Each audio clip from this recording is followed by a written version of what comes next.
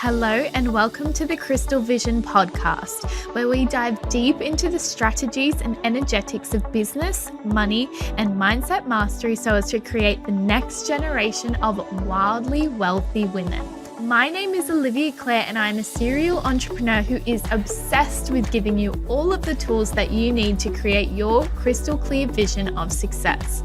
Each week, you will hone in on your unique zone of genius and embody the highest version of yourself to reverse engineer your way to your dream life. If you're ready to let go of the hustle and effortlessly call in more money, more growth, and more fulfillment, stay tuned. Hello, and welcome back to the Crystal Vision podcast. We are so lucky to have Julia Hickman on the show today, podcast strategist, host of the Elevated Femmes Movement, and mompreneur. Julia shares with us why podcasting is the best way to reach people right now, as well as how to juggle the everyday demands of motherhood with the busyness that is entrepreneurship. Enjoy the episode. Hi, Julia. Welcome to the Crystal Vision podcast. How are you doing today? Hi, Olivia. I'm doing well. Just like I briefly told you, it's nighttime here for me in the US. The kids are in bed and it's just, I'm going to chat with you. Then I'm going to have a glass of wine and go to bed. So yeah, it's just like relax and wine time for me. That sounds amazing. I might just do the same thing, even though it is 1 p.m. for me. That sounds nice. A little midday wine and nap. Right. I'm so excited to chat with you. I did my background research. I did my due diligence. I can never say that word. Due diligence, I think. So you're a podcast strategist and a lifestyle coach. And the first thing that I really want to ask you about, because it totally caught my attention, is you're a host of a podcast called the Elevated Femmes Movement podcast. So can you take us through what does Elevated Femmes Movement mean and how this concept sort of first arose for you, where it really came from? Yeah. So I started out my online career as a fitness and lifestyle coach. This was, I guess about over 4 years ago. Maybe even more than that. I started out as a personal trainer. When I quit my corporate job, did a little bit of personal training in person. And then from there, I became an online coach. But it took me a little while to officially launch my business. I started out just kind of working on the side, being a stay-at-home mom. And so then I started my fitness and lifestyle business and I created a podcast. It was called the Femmes Movement. And really my philosophy with the business, with that business that I created, was to help busy career women and entrepreneurial women make fitness improve their lives without consuming their lives. Because, you're an entrepreneur yourself, that we have long days sometimes. Some days are stressful, if there was an issue with something or a client or, tech, there's always something at one point. And then you want to try to find time to exercise or to meal prep. And it becomes exhausting. And then you add kids on top of that. And it's yeah, I'll see you in 5 years exercise. So my intention with creating the business, that first business, was to really help women and guide them through finding what works for them and finding ways that they could squeeze in time for themselves, so that they could feel better, have more energy, love the way they look again. But I eventually ended up closing the doors on that business because I had another calling. I had a new calling. I had my second kid. And I was just at the point where my business was small, but it was doing great. It was profitable. But I was at the point where I was do I want to take this to the next level? Is this my legacy work? Is this what I'll be telling my kids about in 10 years, 20 years? And I was just I don't think so. I was really passionate about wellness and fitness and all of that, but I felt like I had a larger mission and I wanted to be able to really help women like have an impact, a bigger impact in somebody's business. And I started to see that working as a fitness coach with some entrepreneurial women, just seeing like what a small difference it made when I was able to help them like prioritize their well-being. And so I have a marketing background. I went to school for business and had a major in marketing. And so I started looking at all the things I had done in my past, my previous marketing jobs, like, right after graduating from college, all of the knowledge that I had learned and implemented being a fitness coach. And so I had my podcast and I was like, you know what I really love is organic marketing. And my podcast has been such a great way for me to market myself organically as a fitness coach. And so it sort of became obvious and evident to me that that was what I was meant to do next. And so I technically closed the door on my fitness business because I had group clients and I had a couple of one-on-one clients, and I ended up keeping just the one-on-one clients. And I still work with one of them. So I still like to use a lifestyle coach when I introduce myself, because I feel like that says a lot about who I am and like what my priorities are and how I like to still, whenever I have a client, like make sure, like keep an eye on their lifestyle, make sure that they're taking care of themselves, even though like I'm not their fitness coach. You know what I mean? So yeah, so that is how that started. And then when I started my second business, I decided to rebrand my podcast. And I can talk a little bit about that if you want me to, like about how I decided, like, should I start a brand new podcast or should I just rebrand this one? But short answer is that I decided that Dive I had in. enough. Yeah. Okay. I had enough of a following that were entrepreneurial women listening to the podcast that I decided to just rebrand it.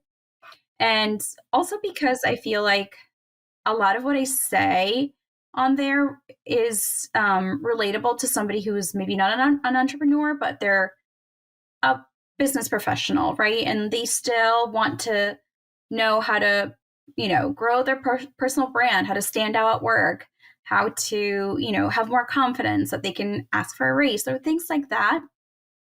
Totally still relates to the like non-entrepreneur woman. So that is how the Elevated Femmes Movement started. It really was a small rebrand from the Fit Femmes Movement, and the gap there is from, like, in my fitness business, I was helping women make fitness improve but not consume their lives. Now I help entrepreneurs make their business improve, not consume their lives. So that's the difference there. And that's really like, I was like, I don't need to create a whole new podcast because the overall message is still the same. It's just a little bit different. Yeah. And there's so many things that we can use. I think the way that you are in one aspect of your life usually reflects the way that you are in many aspects of your life. So the way that you approach fitness can be very similar to the way that you approach business or personal development or prioritizing time with family and friends. So I love that you just made the decision, like, you know what? There's nothing that says I have to start all over again. I can just rebrand and keep the people who are really listening to me for me and for my teachings. Now, I just want to touch on, because you breezed over it. You're like, then I made this decision to transition from my fitness business to marketing. And you made that sound so easy. And as someone who has been very confused in the business world, should I do this idea or that idea, and have rebranded myself? How did you make that decision? Because that's a really hard one for a lot of people. What was sort of the things that you did to come to a comfortable or uncomfortable decision? Yes, that's a great question. I actually had some moments of trial and error, to be honest, because at first I wasn't really sure exactly what I wanted to do. I knew that I wanted to sort of be a service provider for entrepreneurs. So I looked at, I considered being an OBM. I considered work, like being an employee for an entrepreneur and being like a sales leader on their team with my experience. I was like, oh, I could, I can close sales and I'll make commission. Oh, I'll be, easily make over 6 figures really quick. So I actually did that. I went and I worked for somebody, and it quickly didn't work out. Nothing bad happened. It was just like, something happened with her business, and the next, or was it the day before? It was a day before we had this conversation that we were going to part ways. One of the calls that I had, one of her her leads that I was having a sales conversation with was a psychic. And, I did my whole, discovery call with her. And then at the end, she tells me, she's like, wait a minute, I see something. And so she didn't specifically say anything like, she just said that, I was divinely guided. And basically she just told me like to trust anything that happened. And so the next day when this woman was like, I'm sorry, but like, I can't, keep you, basically she let me go. It was like a huge relief, because I was like, okay, now I just know that this is not it. And now I know I need to keep thinking like, what is it? And so, that was kind of like the signal to me that I can't be an employee. It just, I want to be able to, I don't want to have to rely on somebody else's business and whatever's going on in their business to know that I can, keep growing my business and, doing what I love. Right. So, that was like the big sign for me that let me know, okay, I'm on the right path. I just haven't quite figured out exactly what I want to do. And even though like I had a podcast, I mean, like it was obvious, it was like right there the whole time, but it just, I don't know why I even like didn't think of it right away. I think it was a little bit of like fear, like, do I, and it was a little bit of fear, like how do I even put together something so different than like fitness coaching and packages, that would be so different. So I just, meant talking to my coach and being like, this is what I'm thinking. What do you think? Do you think people would buy this? Do you think people would pay for this? And then we decided to post about it. I mean, up until now, I haven't, I don't pay for advertising or anything like that. It's just through my network that I've been able to get clients. So I mean, you can say that I definitely did a little bit of trial and error. But now I definitely, after working with many, many clients now, I know that this is what I like to do and what I want to keep doing and growing. Yeah, I love that. That's such an important point. Trial and error. We can think about the decision all day long. We can think and think and think until it feels like our brain is pulling out of our ears. But until we actually give something a go, do we know whether it's for us or not? And I mean, we see this all the time. There's so much student loan debt. There's so much, so many overqualified people, and everyone's just looking for experience. So it's really important that you actually roll up your sleeves, get your hands dirty and give it a try. Otherwise you'll never know. So I absolutely love that advice. And I think the other thing you said that was really important was that when you were let go, you actually felt relief. And I think this is a really important sign for anyone. If you think about something and you feel maybe dragged down by it and you have the thought, if I never had to do this ever again, would I feel relieved? then it's completely out of alignment for you and you should let it go. And I think that's also a perspective of yours. You could have had the perspective of, oh no, now what am I going to do? How am I going to make money? How am I going to pay bills? Or how am I going to move forward with my career or find my joy? And instead you just thought, wow, what a great signal that this wasn't right for me after all. And that's so important. And you also said you had a coach, which is also a very important part of this whole process, is having someone who's sort of with you on the journey, and someone to bounce ideas off, because it can be a little isolating sometimes. Definitely. Yeah, I think you nailed it. Sometimes when we're at a place where like we feel like we're at a crossroads and we have to go this way or we have to go that way, I feel like a lot of times people just they stay stuck, right? Like they're too scared to make a decision. So they're like, oh, well, I'm not going to make a decision. I'm going to wait until XYZ is perfect, or, I have this all set up, and it's like that waiting just keeps us more stuck. It's all about like moving forward, even with the fear, even with the uncertainty. And I think that's also like the fun of being an entrepreneur, is like making experiments, right? Like testing out offers, testing out things that you think you want to do. There's a difference. I mean, you don't want to be like hopping from one thing to another all the time, but it's part of like how we figure out what lights us up and how we want to work, and all the little nitty-gritty details. So, yeah. Yeah, absolutely. Make more wrong decisions. That's my motto for 2023, because then at least you're making them and moving forward and not staying stuck, which I tend to do. Don't know about anyone else. Now, I want to get a little bit more into podcasting, because I feel like podcasting is one of those things that everyone always talks about and always says, oh, I should really do a podcast. I should really start a podcast. I have so much to talk about, but there's a lot of hesitation about actually pulling the plug.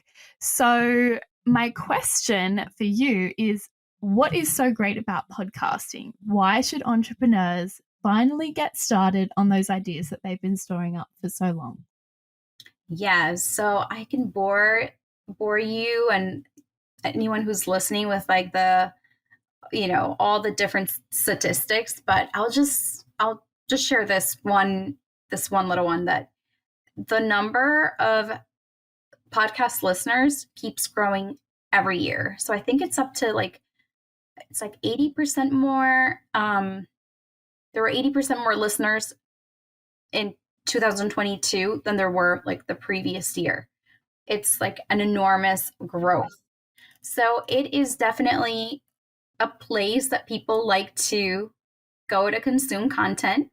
And usually people that are podcast listeners, they're searching for specific things. So they want to learn something. They are either searching like keywords, there's something that they want to know more about, there's a specific person they want to know more about.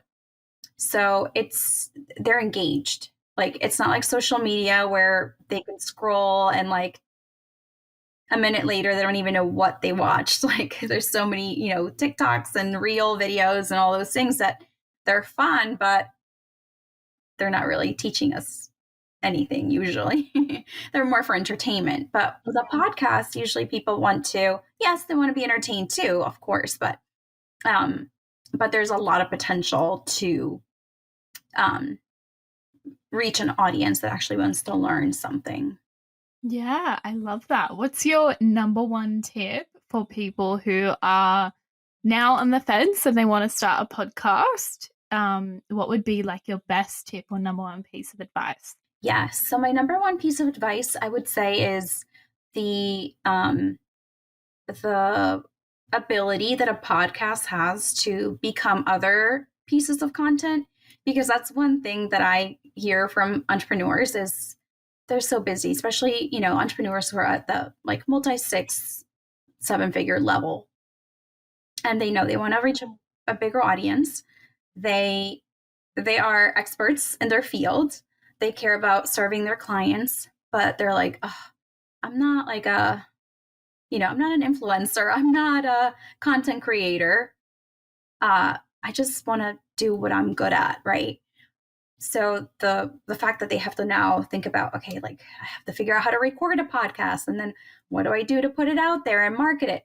So it can be exhausting, and it can be, it's just like, oh, I don't want to do that other, like all those other tasks, right?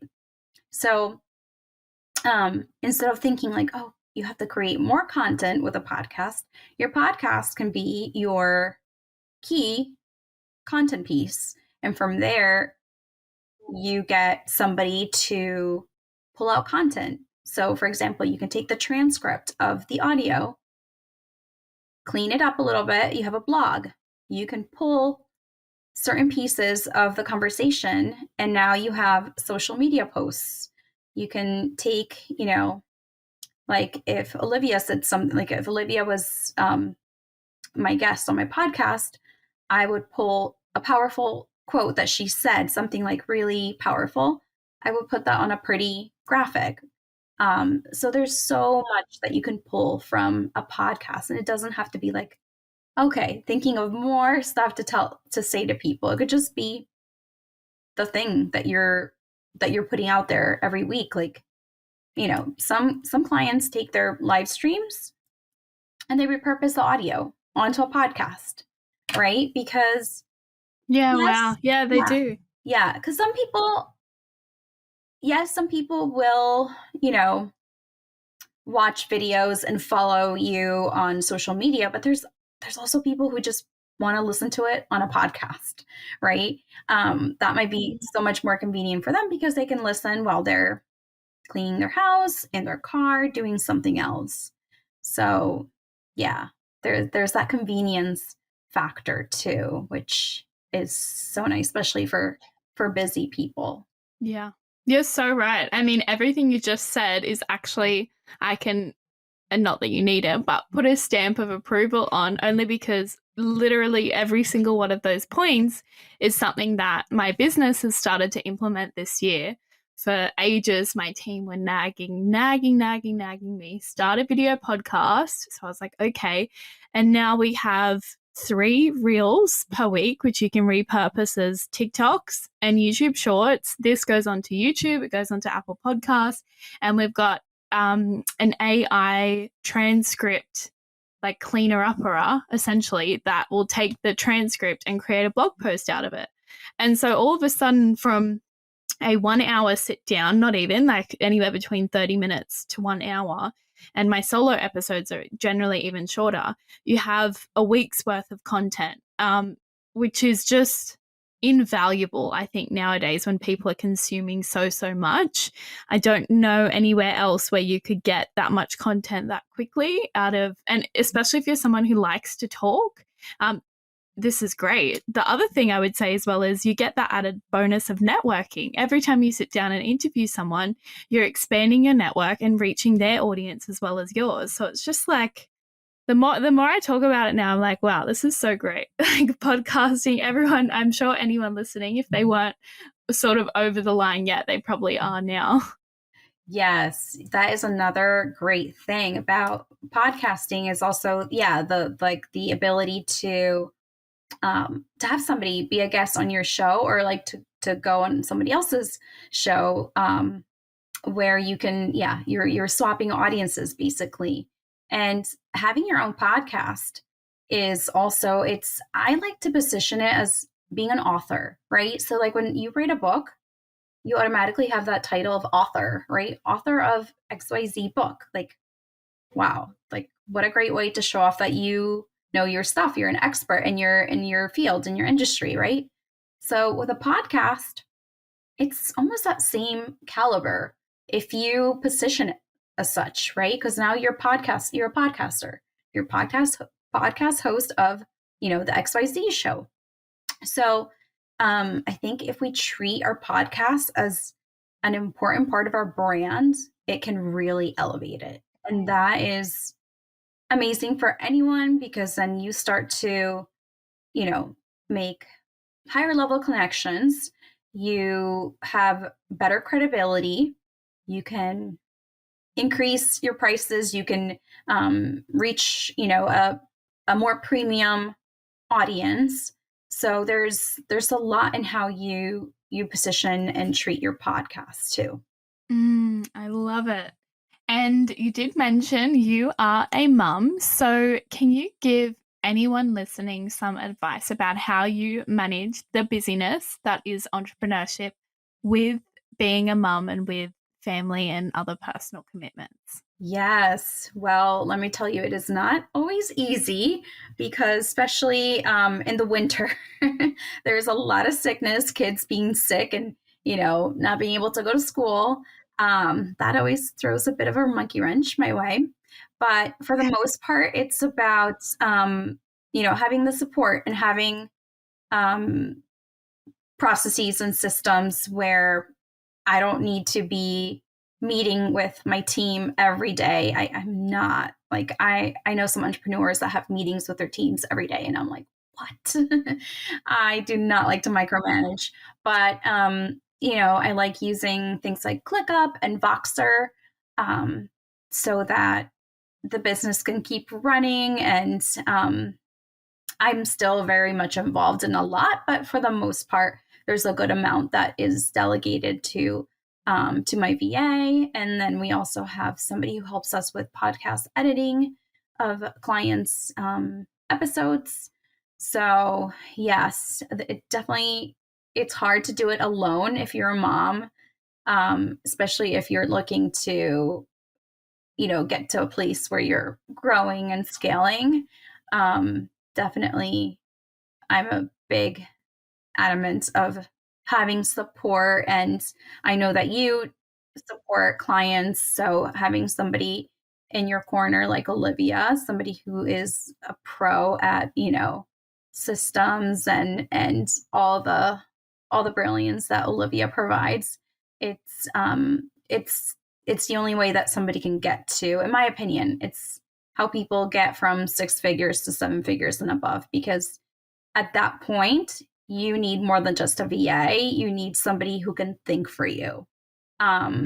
Because once that's what I see with my clients who are at, multi 6 and 7 figures, is sometimes or even like the people that have conversations with me who are like, oh, I want to launch a podcast. And then sometimes they get a little, nervous about my pricing. And it's like, well, yes, you could hire like a VA who could do podcast tasks for you, but do you still want to have to think about all the details and all the little details and all the strategy every week and every month? Or do you just want to hand that off and just have it all done for you? So that's the difference there in having like the appropriate level of support depending on where you are with your business. Yeah, I just agree 100%. It is the biggest thing. I think one of the only ways you'd have to be superhuman to scale from 6 figures to multi 6 and 7 figures without any support. And like you said, having someone to think for you, it might sound like it may because it triggered in me just quickly, because I have all this work that I've been doing around enoughness and, masculine hustle and all that stuff. I went, but if someone's thinking for me, what am I meant to be doing? And the whole point is if you can have your business growing without you, then that's what makes it a business. That's what moves you out of an employee or being an employee in your business to being an investor in your business or a CEO of your business. So I love that. That is something that I'm working towards, but it's such a good point. And I think even if you are only at 6 figures or below and you can't afford support right now, your business doesn't require enough support yet, there are still so many ways that you can, I like to call it, automate, integrate, and delegate. So really get comfortable with your technology and see how many things you can automate, because it gives you back so much of your time, which I'm not a mother yet, but I'm sure time would be so precious. So any way that you can get part of that back to be spending with your children, or if they do, like you said, throw a spanner in the works, knowing that 90% of it is being taken care of or can wait a couple of days, will just likely change your life, I would think. Totally. Yeah, you are so right.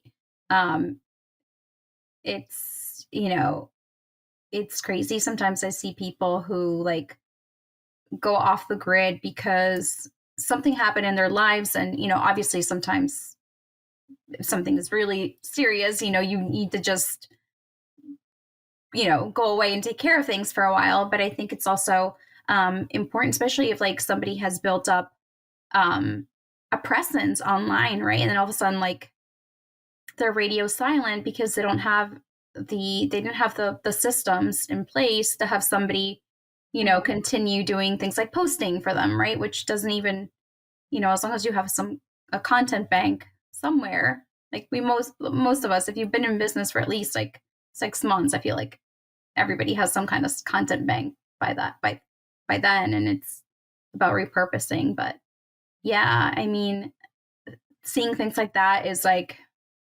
sometimes I'm like light bulb, even though I do have some support, but it's like, staying on top of your game and like planning ahead is also important. I think being a mom. So for example, like if I know that we're going to be going on vacation, I know that I'm not going to be able to log in.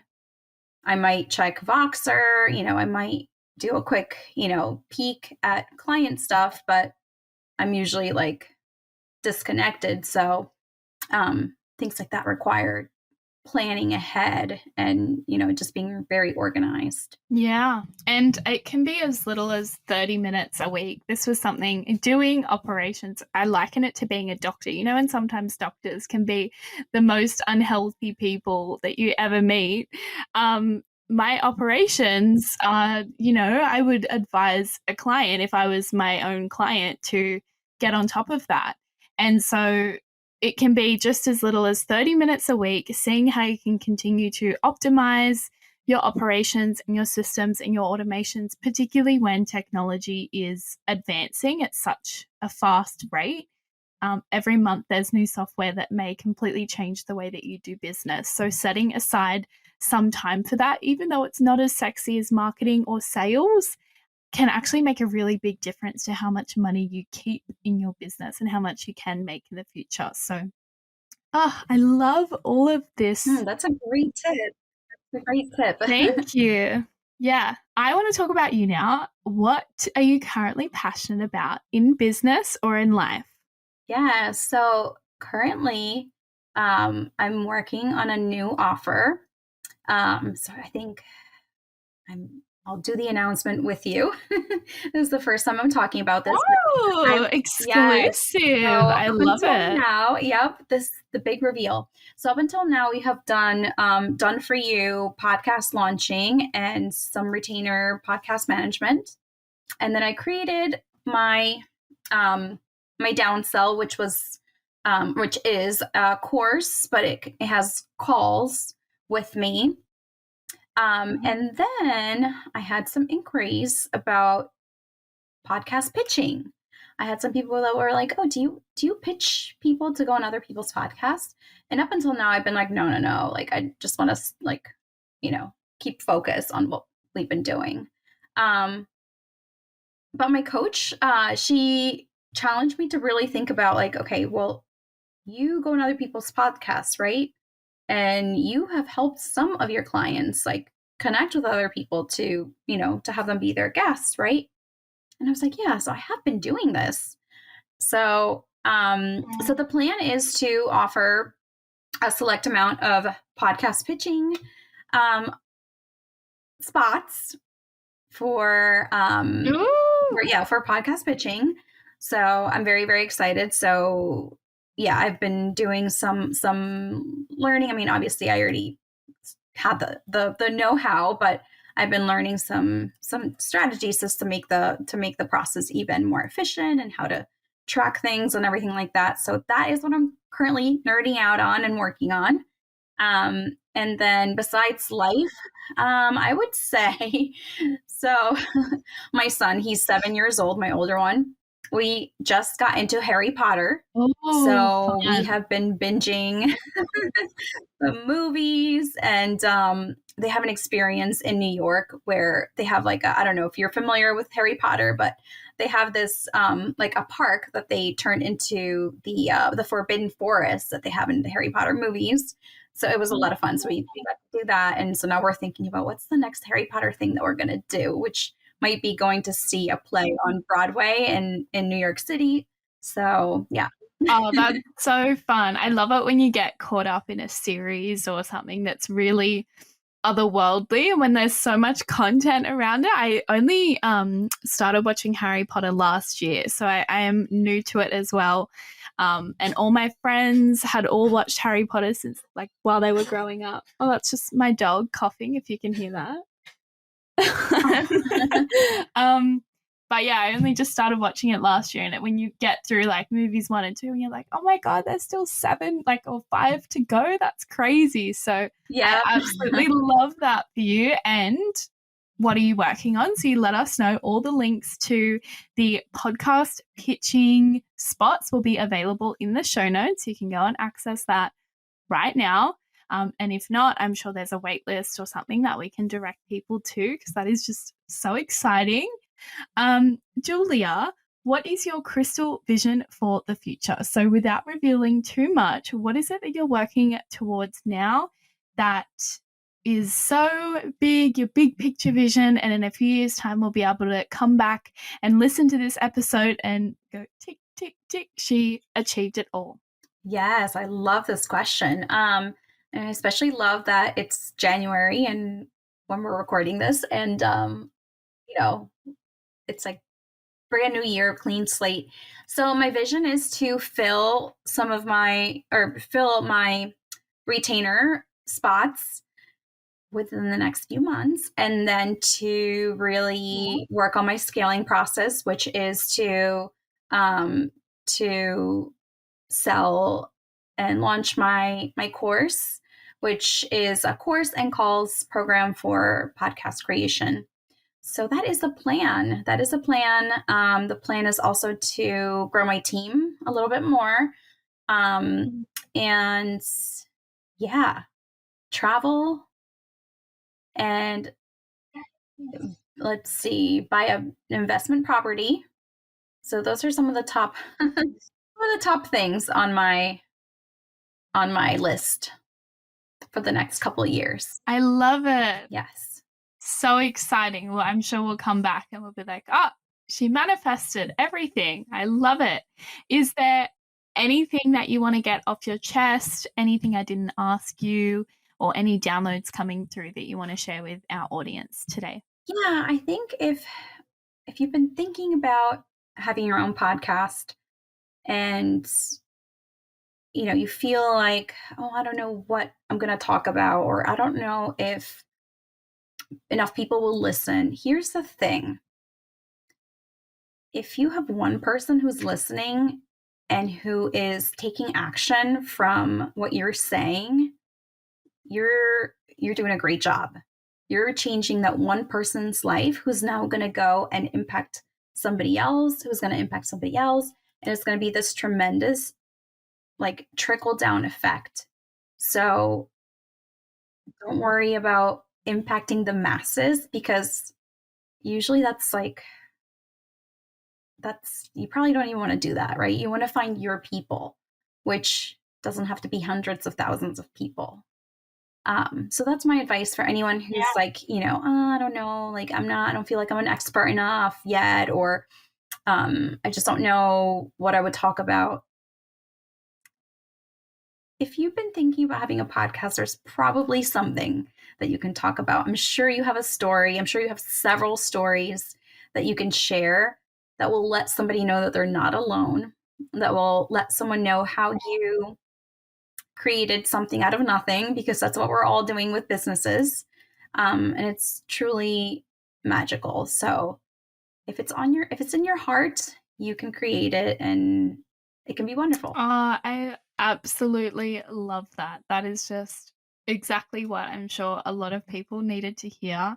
And I love that idea of the butterfly effect as well. even just one person will create such a chain of change that you will just be rewarded so abundantly. So, this has been such an amazing episode. Tell us, where can people find you so that they can continue to be updated about all the amazing things that you're doing and sign up to wherever it is that they want to work with you, whether it be a retainer or a done-for-you service, or like we were talking about, podcast pitching seat. Yes. So make sure you check out my podcast, The Elevated Femmes Movement. So if you're already here listening, just type that up and find my show on your podcast player and come take a listen and see if you resonate with what I share on there. I would love to have you on there. And then I'm on social media. I'm on Facebook and Instagram and LinkedIn. So if you search my name, Julia Hickman, you can find me there as well. So if you come to my social media, you'll be able to find links for my available programs at the time. So yeah, podcast and social media, come check me out and come say hi. Let me know that you found me on Olivia's on the Crystal Vision show. Yes, and all the links will be in the show notes. So literally all you have to do is swipe up and tap away and you'll be connected with Julia. Julia, thank you so much for taking the time to be on this show. I don't want to hold you up. I want you to go have a glass of wine, wind down. It's nighttime, it's bedtime. So I will let you go, but thank you again for coming on the show. And it's been a pleasure. Yes, thank you so much, Olivia.